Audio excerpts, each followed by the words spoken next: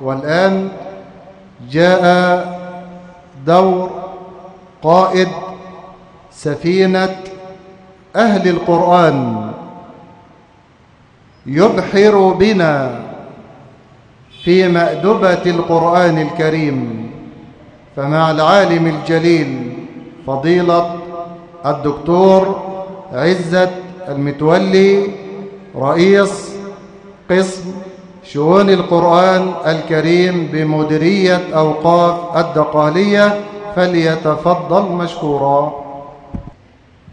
أعوذ بالله من الشيطان الرجيم. بسم الله الرحمن الرحيم.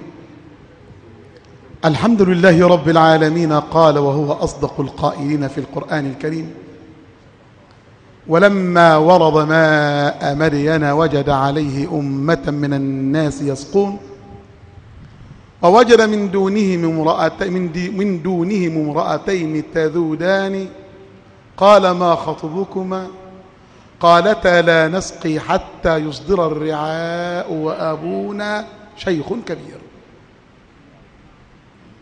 فسقى لهما ثم تولى إلى الظل فقال رب إني لما أنزلت إلي من خير فقير. فجاءته إحداهما تمشي على استحياء قالت إن أبي يدعوك ليجزيك أجر ما سقيت لنا.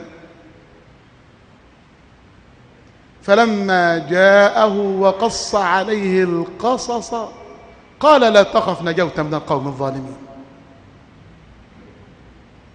قبل الآية دي بنت سيدنا شعيب قالت لأبوها، قالت يا أبت استأجره إن خير من استأجرت القوي الأمين. الحمد لله الذي هدانا لهذا وما كنا لنهتدي لولا أن هدانا الله.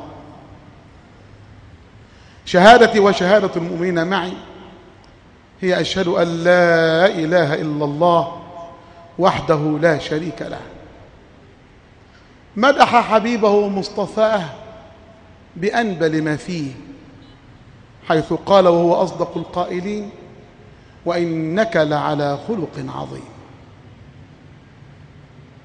يا رب، قصدت بابك يا إله العرش أدعو، ومن قصد الكريم فلا يضام. لئن نامت عيون الناس عني فعينك عن عبادك لا تنام. وقفت بباب رحمتك ابتهالا ففاض الدمع وانقطع الكلام. علمت بأنك الغفار ربي ومن نعماك ينهمر الغمام. فإن تغفر وترحم يا إلهي فليس يضير إن غضب الأنام.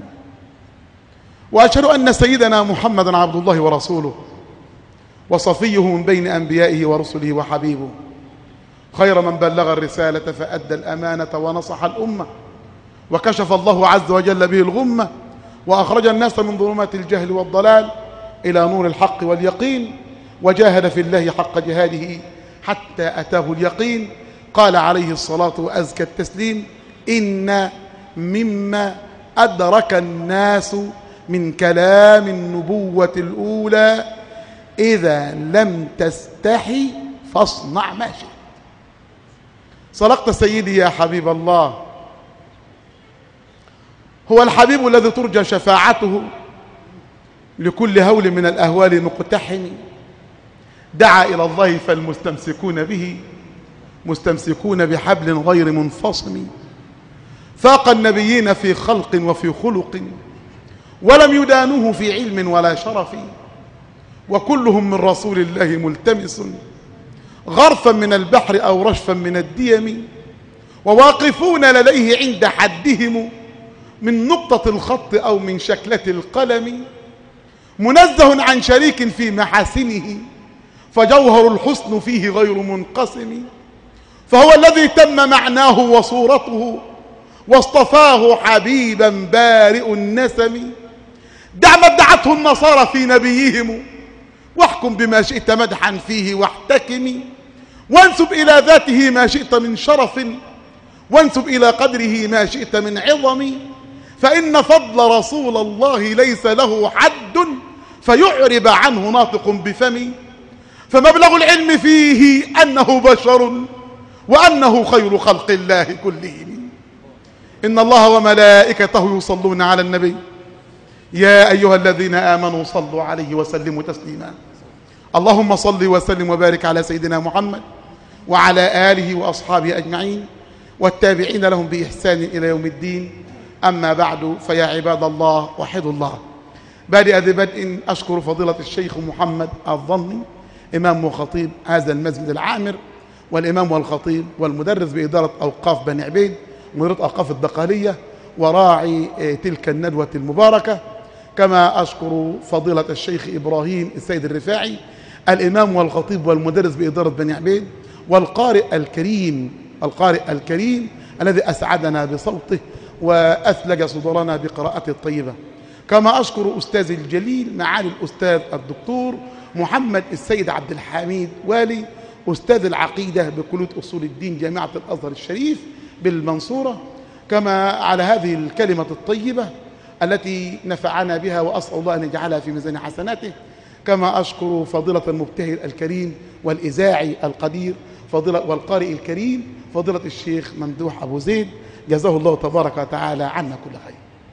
النهاردة عاوزين نتحدث عن خلق هو موجود في النفس البشرية حتى في عصر الجاهلية، وهو أنبل ما في الأخلاق، خلق الحياء. عنترة كان في العصر الجاهلي لم يدرك الإسلام، ومع ذلك كان عنده حياء. كان يقول إيه؟ صلى على الحبيب. كان يقول: وأغض الطرف إن بدت لي جارتي حتى يواري جارتي مأواها. شوف الحياء، هو اللي بيغزي. يلاقي جارته طالعة من بيته راح أي مصلحة يقوم مغمض عينه لحد ما جارته تخش بيتها مرة تانية. شو الحياء؟ وأغض الطرف إن بدت لي جارتي حتى يواري جارتي مأواها. إذن الحياء خلق موجود حتى في العصر الجاهلي قبل الإسلام. ده مش كده وبس، ده الحياء خلق موجود في كل الكتب السماوية. سيدنا النبي قال صلى عليه: إن مما أدرك الناس من كلام النبوة الأولى إذا لم تستحي إيه؟ إذا لم تستحي، قولوا كده، سمعوني اللي حافظ الحديث يقولوا، إذا لم تستحي إيه؟ فاصنع ما شئت. إذن هو خلق موجود في الجاهلية قبل الإسلام في النفس البشرية، وخلق موجود ومذكور في كل الكتب الإيه؟ السماوية. طب إيه هو بقى الحياء؟ هو تغيير وانكسار يعتري الإنسان ببعض ما يظهر على وجهه وتعبيرات جسده من خوف ما يعاب عليه أو يذم منه. يعمل حاجة وحشة تلاقيه ارتعش وخاف، وشه احمر واخضر واصفر والوان الطيف ظهرت عليه وقعد يرتعش ويتصبب عرقا، اصله عمل حاجة مخجلة. هو ده الحياء. يبقى الحياء هو ايه؟ كمان مرة، تغيير وانكسار يعتري الإنسان ببعض ايه؟ ما يظهر على وجهه وتعبيرات ايه؟ جسده من خوف ايه؟ من خوف ما يعاب أو يذم عليه. هو ده تعريف ايه؟ ده تعريف الحياء. ولذلك الحياء في الأخلاق عامل زي ملح الطعام، لازم يتحط في كل أكل. هو في أكل من غير ملح يبقى دلع. الحياء هو الملح بقى بتاع الأخلاق، لازم يتحط في كل أكل. عشان كده سيدنا النبي قال: الحياء خير كله، وقال: الحياء لا يأتي إلا بخير. ولذلك علشان الحياء طبيعة في النفس البشرية، بنت البنوت لما تكون في البيت لوحدها ومقفول عليه بتبقى أشد حياء، غير لما يكون أبوها معاها وأخوها معاها وأمها وياها، بتبقى متونسة بيهم فتبقى جريئة شوية. أما في بيت لوحدها ومقفول عليه بتبقى أشد حياء وأشد خوفا. ليه؟ خايفة لحد يخش عليها فجأة، يخبط ويخش عليها فجأة فيشوفها في وضع غير مرضي. ولذلك لما حبت الصحابة تعرف حياء سيدنا النبي قالت ايه؟ الشاطر يقول. ها استاذ محمد عز الرجال. ها الصحابة لما حبت تعرف حياء سيدنا النبي قالت ايه؟ ها سيدنا ابن عباس لما حب يعرف حياء سيدنا النبي قال ايه؟ قال كان رسول الله صلى الله عليه وسلم أشد حياء من البكر في خدرها. صدقت سيدي يا رسول الله، صدقت سيدي عبد الله بن عباس، صدق. شفت لما حب يعرف حياء سيدنا النبي. ولذلك الحياء ده عامل زي ايه للمرة الثانية؟ ها زي ايه؟ انا قلت ايه؟ اللي فاكر يقول. انا قلت الحياء عامل زي ايه؟ ها قلت عامل زي ايه؟ زي ايه؟ زي ملح الطعام، لازم يكون فين؟ ها تحط فين؟ في كل اكل، في كل حاجة لازم يكون فيها حياء. ولذلك زينة الأخلاق الحياء، وزينة المرء الحياء. سيدنا النبي بقى ربى الصحابة على الحياء. ربى الصحابة ايه؟ على الحياء. جاء في صحيح الإمام مسلم أن رسول الله صلى الله عليه وسلم كان متكئا في حجرة سيدة عائشة وكاشف عن ساقيه، كاوع كده وكاشف عن رجليه كده. فدخل أبو بكر أبو نسب فسلم، فرد عليه الرسول السلام ولم يعتد. دخل عمر بن الخطاب أبو نسب الثاني فسلم، فرد عليه الرسول صلى الله عليه وسلم السلام ولم ولم يعتدل. فلما دخل عثمان بن عفان وسلم قام رسول الله صلى الله عليه وسلم واعتدل وغطى ساقه ورد السلام. فلما خرج أبو بكر وعمر وعثمان من عند رسول الله، السيدة عائشة بتقول له يا رسول الله دخل عليك أبو بكر فلم تعتدل، ودخل عليك عمر بن الخطاب فلم تعتدل، فلما دخل عليك عثمان بن عفان قمت واعتدلت وغطيت ساقك. ايه الحكمة؟ قال لها يا عائشة ألا نستحي من رجل تستحي منه الملائكة؟ شفت التربية؟ شفت التربية؟ النبي كان بربي أصحابه على الحياء لدرجة أن الملائكة كانت بتستحي من سيدنا عثمان بن عفان، وسيدنا النبي كان ايه؟ بيستحي من سيدنا عثمان بن عفان. ليه؟ لشدة حيائه. شدة ايه؟ حيائه. ولذلك أعظم ما في الأخلاق خلق الايه؟ الحياء. للمرة الثالثة زي ملح الطعام لازم يتحط في كل ايه؟ في كل حاجة. هو زينة الرجل وسر جمال المرأة. الحياء زينة مين؟ زينة الرجل وسر ايه؟ وسر جمال مين؟ وسر جمال المرأة. وهو ده بقى اللي بيخلي الناس ترى بنور الله، بيخلي الناس ايه؟ اهل الصلاح والتقى يشوفوا ايه؟ بنور الله. سيدنا عثمان بن عفان دخل عليه رجل فقال له أتدخل على أمير المؤمنين وفي عينيك آثار الزنا؟ قال أوحي بعد رسول الله؟ قال لا، ولكن اتقي فراسة المؤمن فإنه يرى بنور الله. هو ده وصل بإيه؟ وصل بحيائه. وصل إيه؟ بحيائه وحسن معاملته.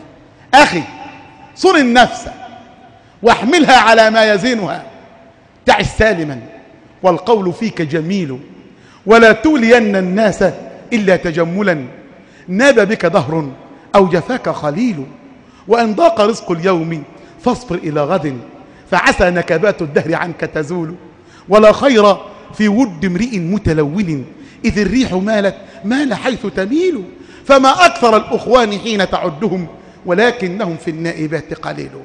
أسأل الله عز وجل أن يرزقنا نعمة الحياء. اللهم خلقنا بنعمة الحياء، اللهم خلقنا بنعمة الحياء. وعلى فكرة من السنة لمن لا يجد في نفسه كبرا أو بطرا أن يطيل ثيابه حتى كعوب رجليه. من السنة لمن لا يجد في نفسه بطرا أو كبرا على خلق الله أن يطيل ثيابه حتى كعوب رجليه. فسيدنا أبو بكر كان يستحي وكان يطول الثياب لحد كعوب رجليه، وإنما شرع تقصير الثياب لمن؟ شرع تقصير الثياب لمن وجد في نفسه أنفة وكبر وبطر على خلق الله، إلجاما لنفسه وإذلالا لنفسه وكسرا لنفسه. يبقى تقصير الثياب سنة لمين؟ لمن وجد في نفسه ايه؟ كبرا وبطرا وأنفة على خلق الله، عشان نكسر نفسه. أما من وجد في نفسه حياء وأدبا وليس عنده كبر أو بطر، فمن السنة أن يطيل ثوبه حتى كعوب رجليه كأبي بكر الصديق. لأن سيدنا النبي لما قال في معنى الحديث اللي بجر إزاره يبقى بيجره في النار، قال له يا رسول الله أنا أستحي كشف مني حاجة. فقال له أنت مش المقصود، إنما المقصود إيه؟ الكبر بطر الحق وغمط الناس. المقصود المتكبر عشان أكثر نفسه وذله. أما اللي مش متكبر يطول ثيابه حتى كعوب رجليه وليس هناك أدنى حرمة عليه. وده من الحياء. ده منين؟ من الحياء. اللهم اجعلنا وإياكم من الذين يستمعون القول فيتبعون أحسنه، أولئك الذين هداهم الله وأولئك هم أولو الألباب. اللهم نج بلدنا مصر وسائر بلاد العالمين من كل سوء. اللهم نج بلدنا مصر وسائر بلاد العالمين من كل بلاء. اللهم اجعل بلدنا مصر وسائر بلاد العالمين سخاء رخاء يا رب العالمين. اللهم أدم على بلدنا مصر وسائر بلاد العالمين وحدة الشعوب والأمن والأمان والسلامة والإسلام والاستقرار يا رب العالمين. اللهم من أراد بلدنا مصر أو أي بلد من بلاد العالمين سوءا فرده، اللهم رده، اللهم رد كيده في نحره وخذه أخذ عزيز مقتدر، إنك على ما تشاء قدير وبالإجابة جدير. واجعله عبرة لكل العالمين إلى يوم الدين كما جعلت فرعون آية يا رب العالمين. اللهم آمين. أقول قولي هذا وأستغفر الله العظيم لي ولكم، والله أعلى وأعلم، وأشكركم على حسن استماعكم، وسلام الله عليكم ورحمته وبركاته.